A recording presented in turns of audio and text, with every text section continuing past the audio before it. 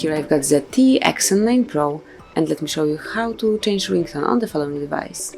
So at first let's open the list of all applications, then find and select the settings, then locate and open sound right here, and then scroll down a bit, go to the advanced, and here you'll find ringtones. Let me volume ringtone up a bit at first, and then let's pick ringtones. Here pick either sim 1 or the second, that actually doesn't matter. And now let's come along with all the possibilities.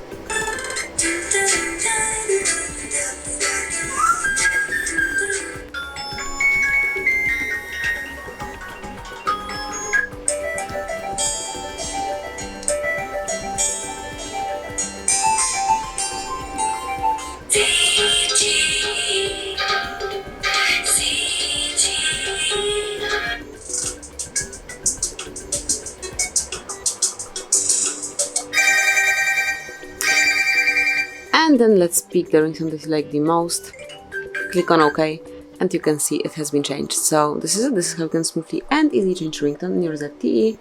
Thank you for watching, please subscribe our channel and leave the thumbs up.